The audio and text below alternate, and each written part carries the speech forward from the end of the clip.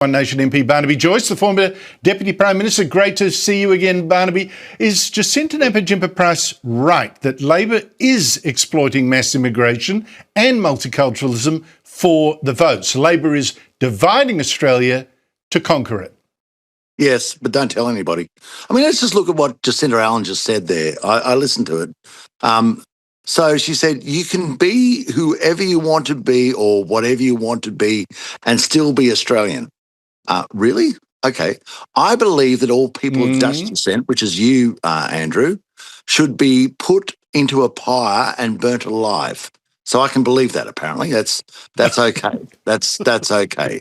No problems. No problems with that, Jacinta. I mean, it is an absurd statement, but by reason that the Premier of Victoria says it, really worries me, because they believe that Australia's culture is something that you can just dispense with. You can believe in anything. And what we've been saying all along is we believe in Australian culture, and you must work within those guardrails. And if you believe that Catholics, Protestants, Hindus are outrageous, need to be killed, sorry, you can't believe in that. Well, I've actually got a real life but you can't follow it through. Example. To me, that comment of Jacinta Allen and the implicit endorsement by the Prime Minister is better illustrated by a real-life example of the fact that when the Islamic State was out there pledging death to infidels and beheading people and all that, more Australian Muslims, by far, joined the Islamic State terrorist army than joined the Australian army. More. And if you don't think, hey, well, maybe, you can't just be what you want to be, knowing that is just insane. That is just so dangerous. Now, Barnaby, you explain it really well. I wrote a Monday column, which I know upset a lot of One Nation supporters, that what's frustrated me about Pauline Hanson is that this is a huge issue, right? I've been writing about it for years. You've been talking about it. And it's one of the big parties have both tried to shut down. So Pauline gives a big speech on this at the National Press Club, calling for monoculturalism instead, a word that needed tidying up. But she refused to give speech after that to explain exactly what she meant and to rebut all the lies that the other parties and the journalists were saying about it. When is One Nation going to follow through and argue this case like a serious party must and would? G'day, legends. Picture this. A former Deputy Prime Minister stands in front of a camera and says the word monoculturalism like he is defusing a bomb with his bare hands.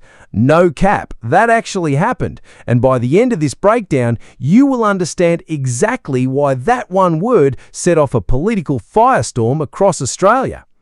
Quick favour, if you are loving this breakdown, let me see you hit that subscribe button and turn on the notification bell to stay informed. Thanks. Now, let us get back to it. Well, I've been speaking to Pauline tonight, and I'm speaking to you right now, and all the way through, I've been saying quite clearly, I suppose the antithesis of mono is multi, and let's define what mono means. It means the Australian culture. It is one culture, the Australian culture. It encompasses your capacity to have different beliefs, different creeds, different races, but you must abide by the guardrails of an Australian culture. If you do not, then we have to tolerate what Jacinta Allen said, that you can believe anything, and it's okay. And that belief might be that I kill you. I kill you. I kill you because you're not the right religion, you're not the right person, you're not the right colour or whatever. And that is anathema to Australian people. We are an egalitarian nation. We take you as you walk up to us. We do not have a caste system, a class system, any other system that differentiates between the value of Australian people. And we also believe that your inherent purpose, your absolute purpose must be to the advancement of the Australian people, and therefore you must give more than you take to make Australia a better place. It's part of the Australian culture. If you want to work outside that, I don't want you. We don't want you. The Australian people, in the majority, some do, they're crazy, we don't want you. And I think this is, when you think about it, if you think honestly in just in the lexicon, if you say, what's the opposite to mono? Well, it's multi. I don't believe in a multicultural Australian. And people say that's outrageous. No, I don't. I don't believe in the Inca culture. I don't believe you chop people's heads off, roll them down the edge of the pyramid, pull out their beating heart and the sun will rise. I don't believe, and people hate this, the literal interpretations of the surahs of the Quran, because that says that other people can be dispensed with, killed, whatever, thrown off buildings, and I don't believe in that. Now, if Jacinta Allen does, let me have the debate with Jacinta Allen. Well, I just thought, for example, the analogy with the Socceroos that Labor has been mocking, like, horse laughing at, and even Paul Scar, the LNP senator, shame on him, was mocking, deliberately not understanding or too stupid to, I don't know, is actually correct. That there's a public culture, one team, one set of values, one rule, one flag, one uniform, but under that you can come from refugee camps, you can be African, you can be Muslim, you can be whatever you like. Private multicultural, public monocultural, like the Socceroos. I don't know what's so hard to understand. Jerseys on? Do they run up with different jerseys on? Do they choose at times to fight for the other team and kick the ball into the opponent? Start shooting each other to their own goal? No, they didn't. They worked for a common purpose under a common banner, which the Australian jerseys, the Australian, whatever, the Australian dress, and they went out and played for Australia. Yeah, but is Pauline going to say this? She needs to give a speech. She needs to give a speech on exactly this one topic, and just clear up some of this rubbish that's been said. And if you've been talking to her about it, that gives me a little hope that she might. I think this is really quite important. So here is the scene. Barnaby Joyce sits down for an interview and drops a phrase that sounds like it belongs in a university lecture hall, not a news segment. He says Australia needs public monoculturalism, private multiculturalism. Sounds fancy, right? Almost like a menu item at a pretentious café. But strip away the jargon and Joyce is really saying something much simpler. At home, be whoever you want to be, eat what you want, worship how you want, but out on the street, in the public square, we all play by the same rulebook.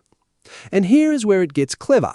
Joyce reaches for the ultimate Australian trump card to explain himself, the Socceroos. Think about it.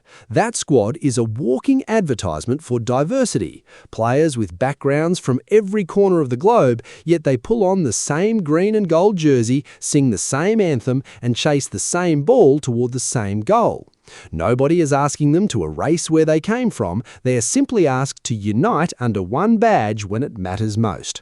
It is honestly one of the more digestible political analogies we've heard in a while, whether you agree with the politics or not. But hold on, because this is where the plot thickens like a good pub gravy. Joyce takes aim at Jacinda Ardern's famous line, the one where she said people can be whoever they want to be and still belong to the nation. Joyce essentially argues that this kind of open-ended, anything-goes identity politics can quietly chip away at social glue rather than strengthen it. Now that is a genuinely contested claim, and reasonable people land on very different sides of it. Supporters of Joyce's position say shared civic values are the glue holding a diverse country together. Critics say drawing hard lines around identity risks making some Australians feel like second-class citizens in their own backyard.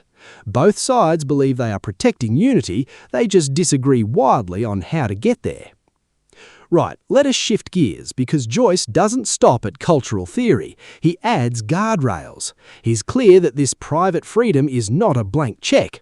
Ideologies that promote violence, supremacy, or rigid caste-like hierarchies do not get a free pass under his model. He leans on the idea that everyone living here should contribute more than they take, framing it almost like a social contract written in invisible ink. Supporters call this common sense. Critics argue it can slide into targeting specific communities unfairly, especially when tied to sensitive topics like extremism. It's a genuinely tricky needle to thread, and Joyce himself seems to know he's walking a tightrope here. Meanwhile, you've got another problem, Barnaby. One Nation Senator Malcolm Roberts, really, he has been acting like a complete kook, spouting some very strange and ugly conspiracy theories. These are just two of them. Have a look. I'm open to there being chemtrails in Australia. I have never denied it. The globalists are entrenched in Ukraine, and the Russia was controlled by the globalists. You know, praising Putin and all that, globalists in Ukraine, is that what, a metaphor for Jewish bankers or something? I don't know. Are you comfortable with a fellow One Nation politician saying this, or can't you wait for ill health to force Malcolm Roberts to retire and get replaced by someone else? I'm responsible within One Nation for treasury and for infrastructure, and if it costs money, I want to know about it, and if it's something you want to build, I want to know about it. I'm not going to throw a colleague under a bus. I've noted in those interviews, I don't think they're recent. They're in the past, in One Nation, you have an incredible liberty to speak your mind.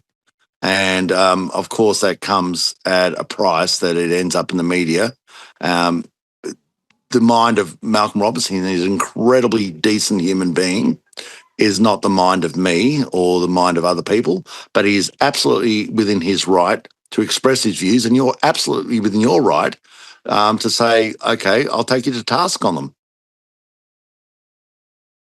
Well, I tell you what, if that's his mind that he's expressing, he would be far better to keep his mouth shut than let us see what sticks and bird shit are all in that mind of his. Now here comes the twist that really turns this from a policy chat into a proper political drama.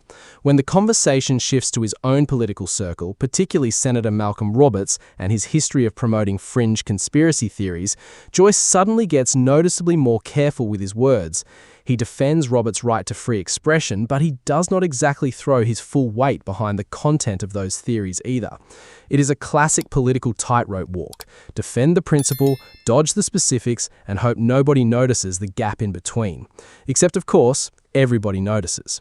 And that contradiction is honestly the juiciest part of this whole exchange. Here is a man building an entire framework around shared values, accountability, and public trust, yet when it comes to holding his own political allies to that same standard, the language gets noticeably softer. Critics say this reveals a double standard. Tough talk on national unity, but a much gentler touch when scrutinizing his own team. Defenders argue that protecting internal party diversity of opinion is exactly what a healthy democracy should look like, even when some of those opinions are, let us say, creatively unconventional.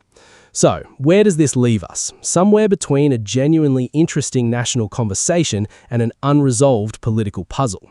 Joyce's Socceroos analogy is memorable and easy to understand. His civic values argument taps into something a lot of Australians actually care about. But the moment personal loyalty enters the chat, the clean, tidy theory suddenly looks a lot messier in practice. What do you reckon? Is public unity built on shared values a genuinely unifying idea, or does drawing those lines risk excluding people who simply see belonging differently? Drop your thoughts down in the comments. We'd love to hear where you stand.